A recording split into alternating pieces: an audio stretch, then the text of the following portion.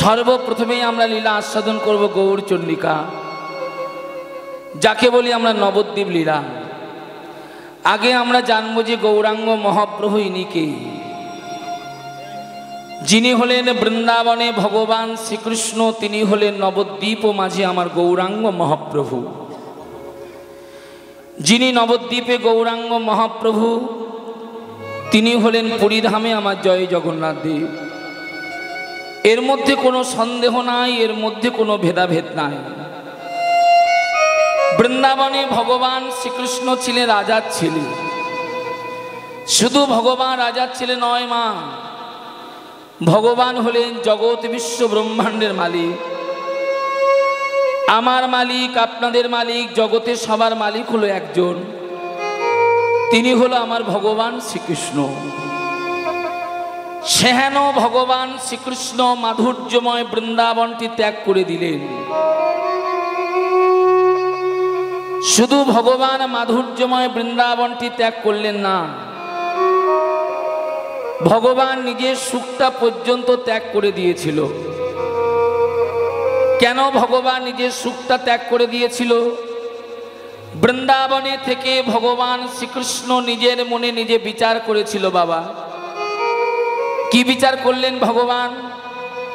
ভগবান এটা বিচার করেছিলেন, টাকা পয়সা বাড়ি গাড়ি থাকলে মাগো অহংকারী হওয়া যায়, কিন্তু সর্বত্যাগী বৈষ্ণব হওয়া যায় না, ভগবানের চরণেও পৌঁছানো যায় না। নিতাই গৌর হরিও।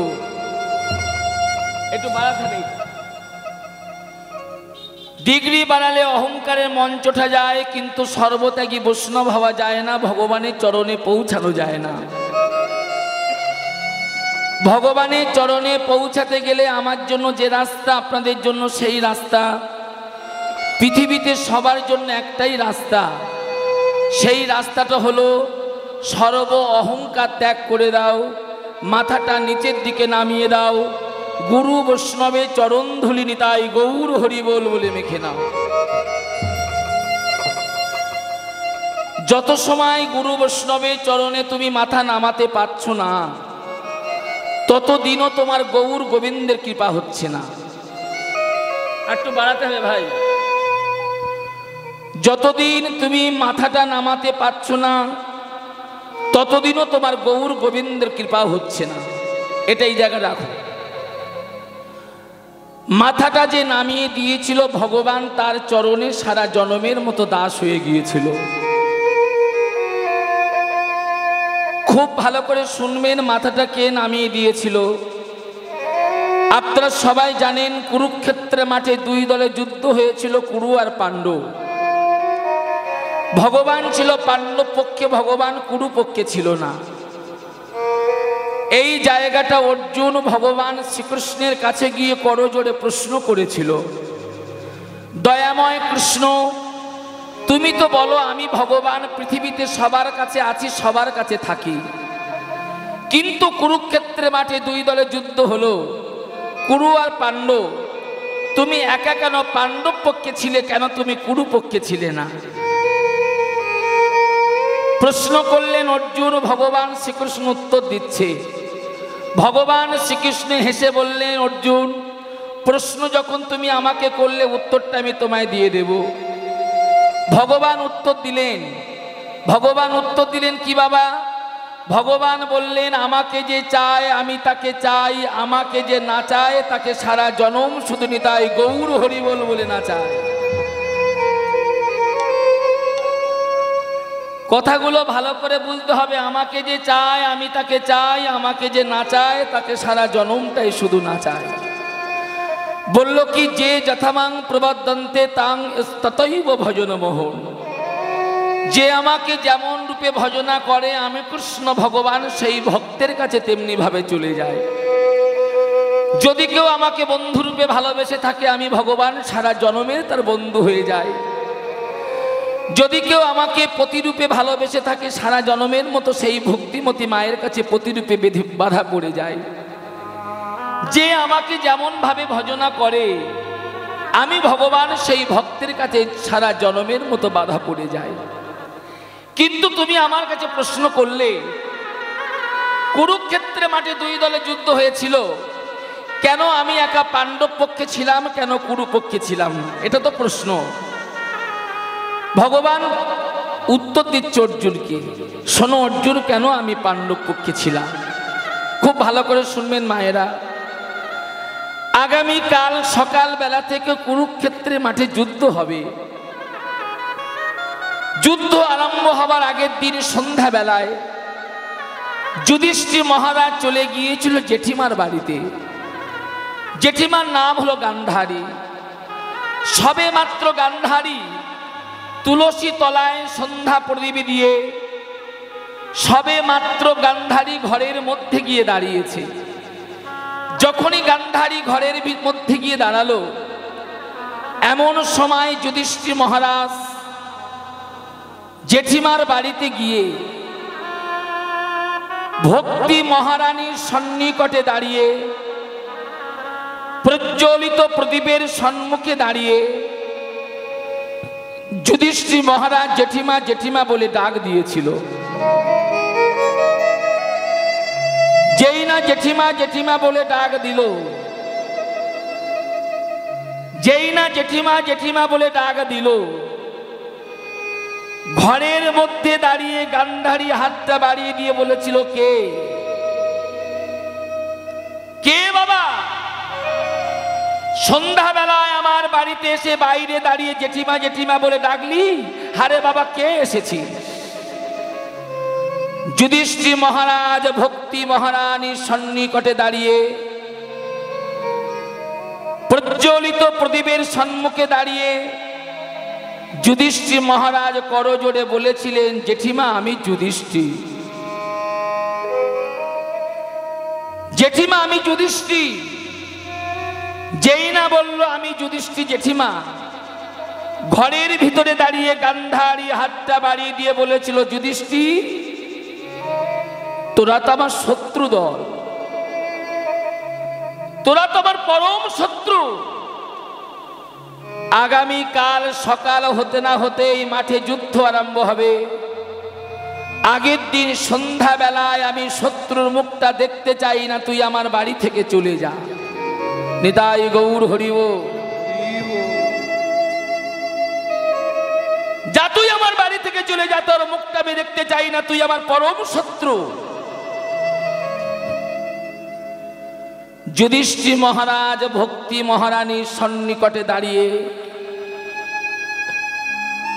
প্রজ্বলিত প্রদীপের সম্মুখে দাঁড়িয়ে করজোড়ে বলেছিল, জেঠিমা গো, তুমি আমাকে শত্রু ভাবতে পারো, কিন্তু জেঠিমা আমি ভেবে নিয়েছি তুমি আমার পরম গুরুজন। নিতাই গৌর হরিব। জেঠিমা তুমি আমাকে শত্রু ভাবতে পারো, কিন্তু আমি ভেবে নিয়েছি তুমি আমার পরম গুরুজন। ঘরের মধ্যে দাঁড়িয়ে গান্ধারী হাতটা বাড়িয়ে দিয়ে বলেছিল, যুধিষ্ঠির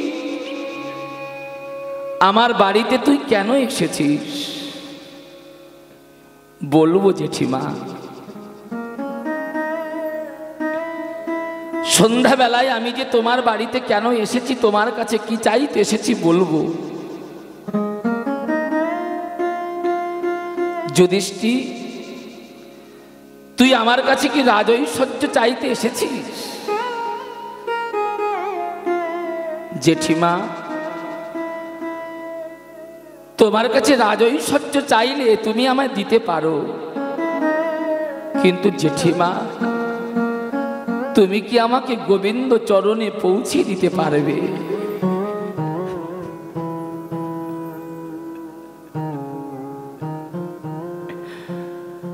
আমি তোমার কাছে রাজৈশ্বর্য চাইতে আসিনি, তোমার কাছে আমি সোনার সিংহাসন এটাও তোমার কাছে চাইতে আসিনি জেঠিমা। আমি যে তোমার কাছে কেন এসেছি,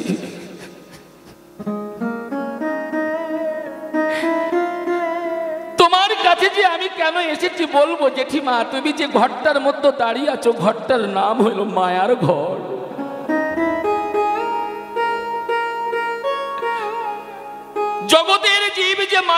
জন্য নবদ্বীপে গিয়ে আমার গৌর চরণে থাকতে পারে না।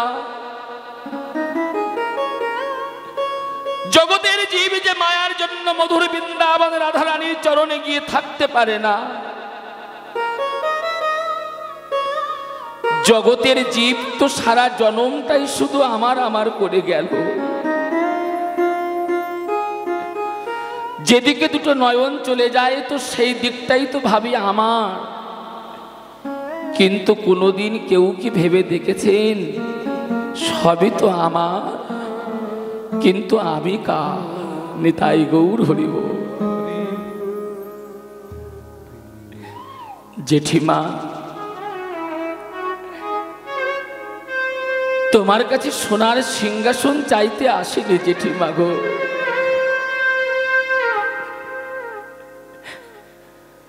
তোমার কাছে আমি রাজ ঐশ্বর্য চাইতে আসিনি জেঠিমা গো।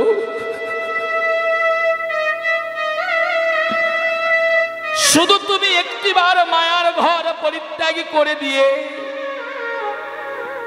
শুধু তুমি ভক্তি মহারানীর সন্নিকটে একবার এসে দাঁড়াও। ভয় পেও না জেঠিমা, তোমার কাছে ঐশ্বর্য চাইব না।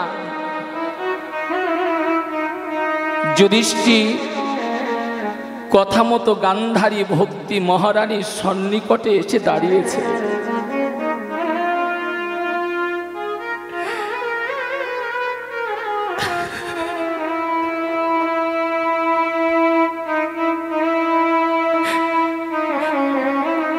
যেই না ভক্তি মহারানীর সন্নিকটে এসে দাঁড়িয়েছে,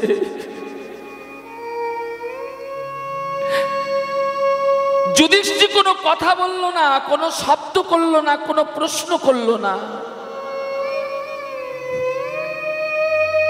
গান্ধারীর চরণ দুটা যুধিষ্ঠির মহারাজ বক্ষে জড়িয়ে ধরেছে। গান্ধারী চমক উঠল, বাবা যুধিষ্ঠির, তুই আমার চরণটা কেন বুকে জড়িয়ে ধরলি রে বাবা? বলবো জেঠিমা, আমি আবার বলছি তুমি ভয় পেও না গো। আমি তোমার কাছে রাজ ঐশ্বর্য চাইতে আসিনি, রাজ ঐশ্বর্য তোমার কাছে চাইবো না জেঠিমা। ভয় পেও না জেঠিমা। কি চাইতে এসেছি জানো? আগামীকাল সকাল বেলা থেকে মাঠে যুদ্ধ আরম্ভ হবে। চঞ্চল হবেন না মায়েরা, খুব মন দিয়ে শুনবেন। কাল সকাল হতে না হতেই মাঠে যুদ্ধ আরম্ভ হবে। জানি না জেঠিমা যুদ্ধ করতে গিয়ে কে জিতবে আর কে হারবে। জানি না জেঠিমা যুদ্ধ করতে গিয়ে কে বাঁচবে আর কে মরবে সেটাও বলতে পারবো না জেঠিমা। তোমার কাছে আমি সোনার সিংহাসন চাইতে আসিনি জেঠিমা। জেঠিমা, কাল সকাল বেলা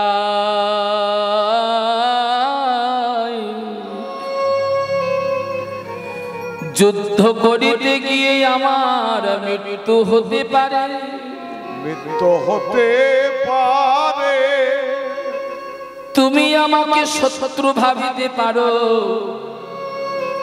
কিন্তু আমি ভেবে নিয়েছি তুমি আমার পরম গুরুজন।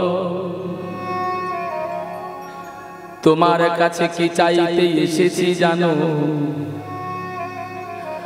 ভগবান কৃপা করে আমাকে মনুষ্য কুলে জন্ম দিয়েছে। মনুষ্য জন্ম পেয়ে এই জন্ম তো হারাই গেল। নিতাই গৌর হরি বল। জেঠিমা,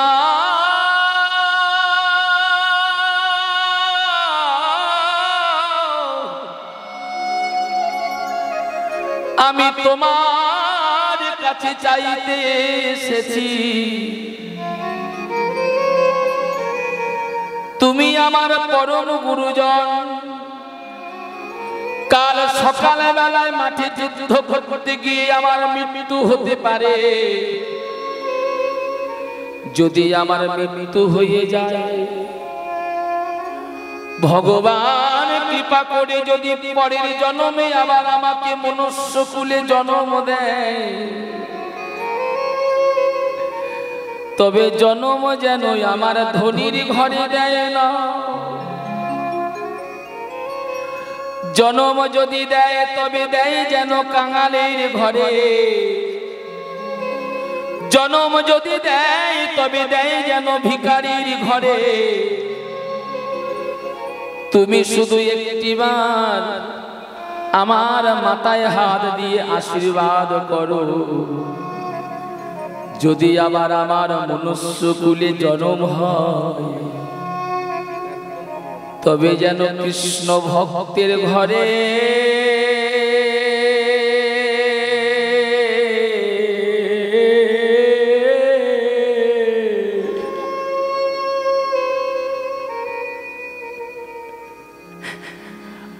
আমার জন্য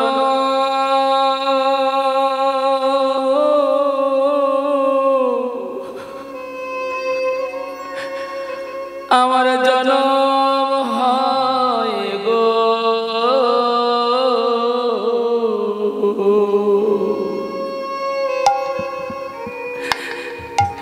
নিতাই গৌর হরি হরে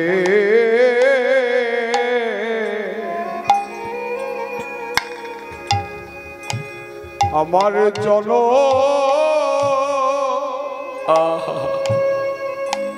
হয় গো কৃষ্ণ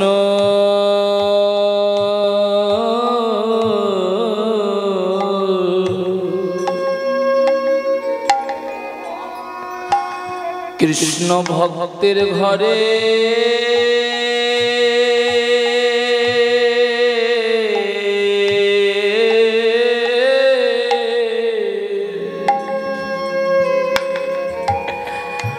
আমার জনম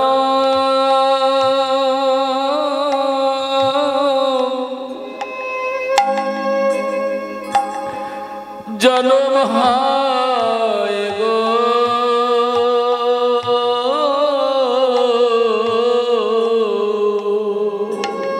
কৃষ্ণ ভক্তের ঘরে আমার জনম হয় গো। পথের কাঙাল করে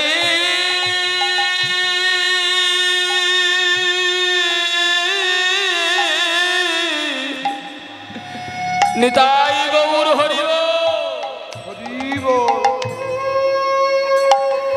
কাঙাল করে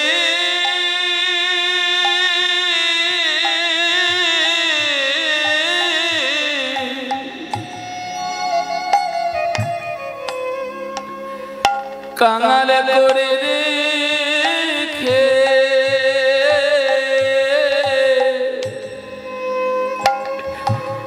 রেখে দিও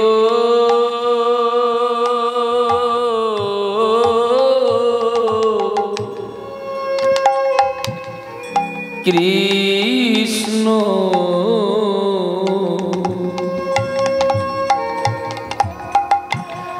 কৃষ্ণ ভক্ত ঘরে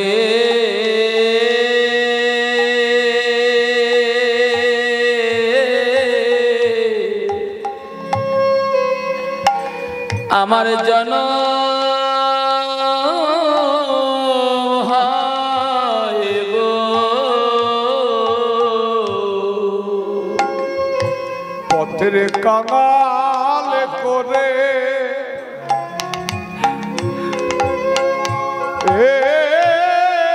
রেখে দিও কৃষ্ণ ভক্তের ঘরে জনম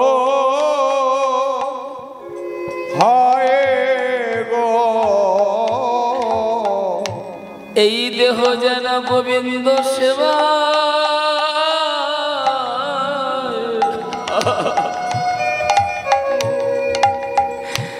সেবায় লাগিতে পারে দেহ যেন নিতাই গৌর হরিব গোবিন্দ সেবায় লাগতে পারে দেহ যেন গোবিন্দ সেবা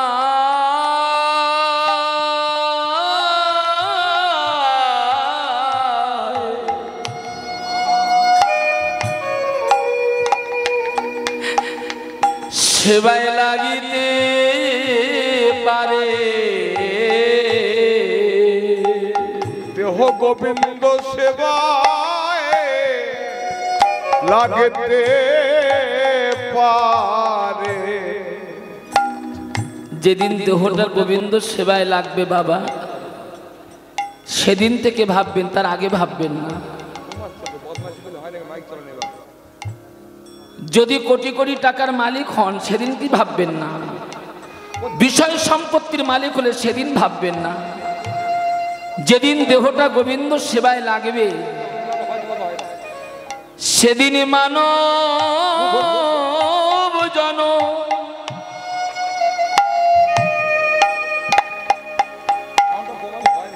জনম ধন্য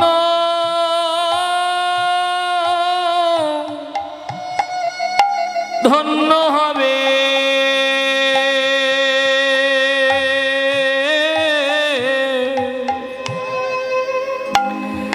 যেদিন গোবিন্দ সেবা